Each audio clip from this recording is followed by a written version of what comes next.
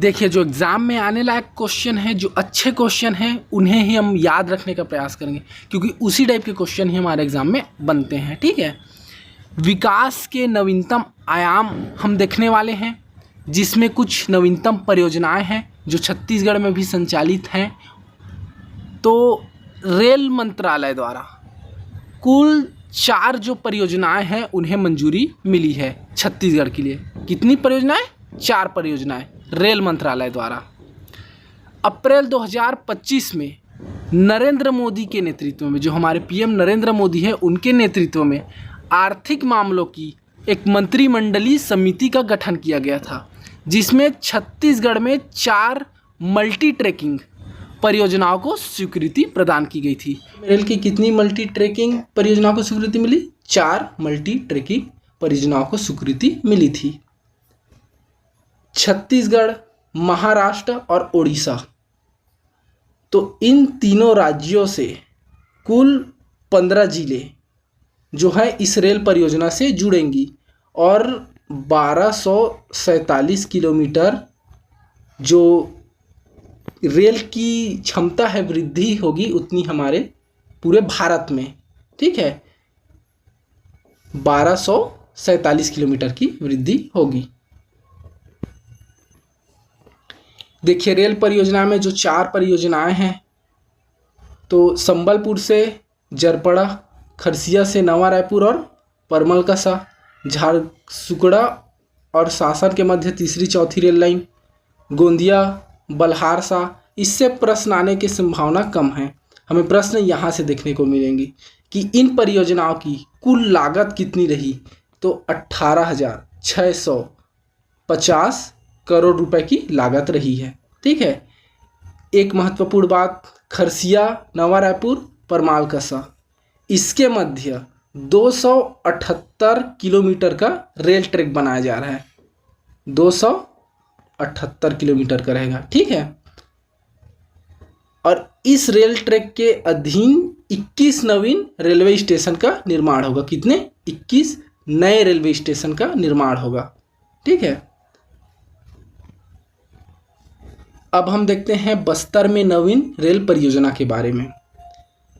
जो बस्तर में नवीन रेल परियोजना बन रही है, इसकी लंबाई कितनी होने वाली है? तो 140 किलोमीटर। यहीं से क्वेश्चन बनेगा कि बस्तर में जो नवीन रेल परियोजना है उसकी लंबाई कितनी है? तो 140। लागत कितनी रही? तो 3500। ऐसे याद रखिए कि लगभग में याद रख लीजिए, 3513 है, उसे 3500 याद रख लीजिए, लंबे समय तक याद रहता है और आपको एग्जाम में बन भी जाएगा। रेल मंत्रालय द्वारा छत्तीसगढ़ के रावघाट व जगदलपुर के मध्य इस परियोजना का निर्माण किया गया है। तो कहाँ से कहाँ? रावघाट कांकेर, रावघाट कहाँ है? कांकेर में, और यहाँ से जगदलपुर, जगदलपुर बस्तर तक इसका निर्माण किया गया है। ठीक है, अब अगला हम देखते हैं प्रधानमंत्री ई बस सेवा के बारे में। ठीक है, तो पीएम ई बस सेवा के तहत कुल कितनी बसें हैं जो छत्तीसगढ़ में संचालित होगी? तो कुल 240 बस। कितनी बसें? 240 बस। और किस शहर में इन बसों का संचालन किया जाएगा?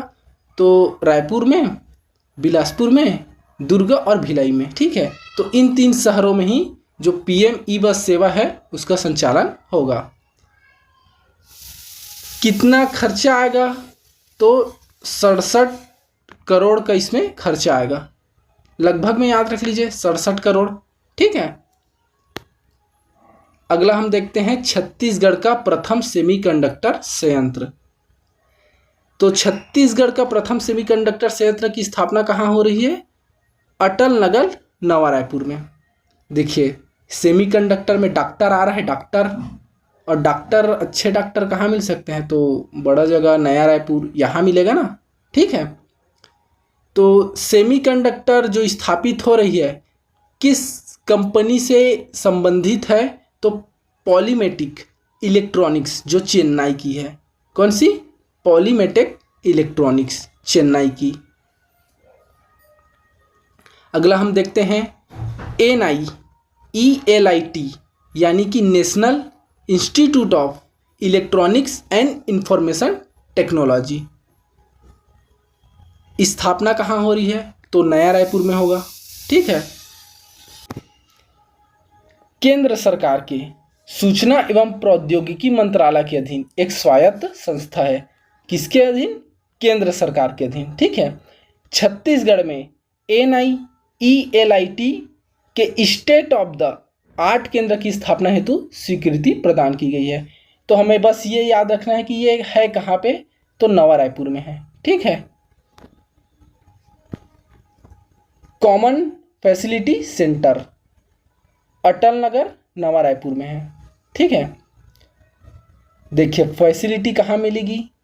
तो नया रायपुर है, बड़ा जगह है, तो सब फैसिलिटी कहाँ में मिलेगी? यहीं पे मिलेगी, नया रायपुर में। ठीक है।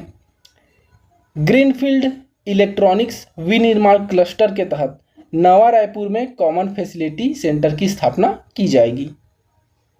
यह कॉमन फैसिलिटी सेंटर छत्तीसगढ़ में सूचना प्रौद्योगिकी को बढ़ावा देगी। ठीक है। तो कॉमन फैसिलिटी सेंटर का मुख्य हमें फ़ायदा क्या मिलेगा? तो छत्तीसगढ़ में सूचना प्रौद्योगिकी का बढ़ावा मिलेगा, विकास मिलेगा। ठीक है।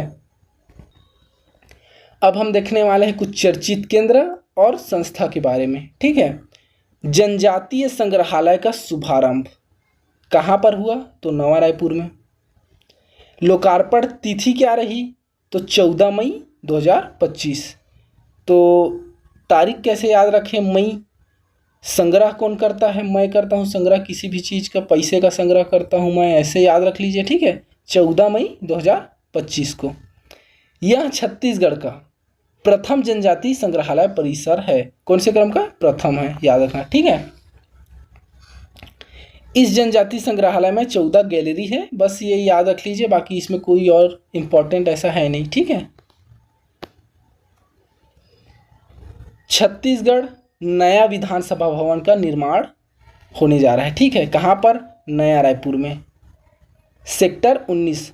जहाँ तक हमने अभी तक देखा है तो नया रायपुर में ही सब कुछ हो रहा है, तो ऐसा निर्माण का बात आए तो आप नया रायपुर आंसर ले सकते हैं। ठीक है। तो विधानसभा का जो क्षेत्रफल है कुल कितना रहेगा? तो 51 एकड़ में। ये क्वेश्चन बन सकता है। कितने एकड़ में? 51 एकड़ में। नवीन विधानसभा भवन में 3 प्रमुख भागों में उसे बांटा जाएगा। एक रहेगा विधानसभा सचिवालय, एक रहेगा सेंट्रल हॉल और एक रहेगा विधानसभा सदन। तो सेंट्रल हॉल रहेगा, विधानसभा सदन रहेगा और सचिवालय रहेगा। ठीक है। अब हम देखते हैं महतारी सिलाई केंद्र का शुभारंभ हुआ है उसके बारे में। ठीक है। शुभारंभ स्थल चगोरा भाठा रायपुर में। तो ऐसे याद रख लीजिए कि जो सिलाई है, तो जो गोरे लोग थे मतलब अंग्रेज लोग थे, उन लोगों को सिलाई करवाना था यहाँ पे बैठा के, ऐसा याद रख लो। ठीक है। शुभारंभ करता कौन रहे? तो उप मुख्यमंत्री अरूण साव रहे, याद रखना। ठीक है। उप मुख्यमंत्री अरूण साव जी रहे। महिलाओं को शिक्षा, जो सिलाई है उसका प्रशिक्षण देकर उन्हें आत्मनिर्भर बनाना ही उद्देश्य है। ठीक है। छत्तीसगढ़ बना देश का ऑक्सीजोन।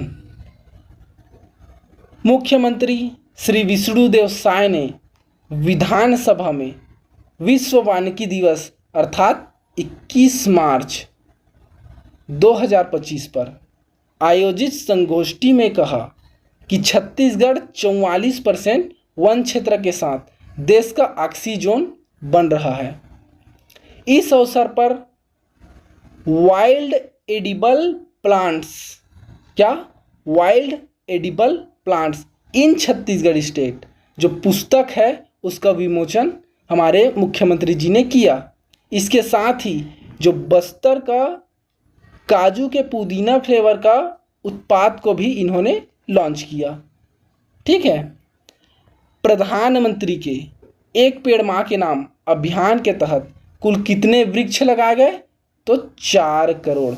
ठीक है। कुल 4 करोड़ वृक्ष लगाए गए। तो इस चैप्टर से जितना भी महत्वपूर्ण था हमने वो देख लिया है। अब अगले चैप्टर की बात हम अगले वीडियो में करेंगे। इस वीडियो को यहीं समाप्त करते हैं। धन्यवाद।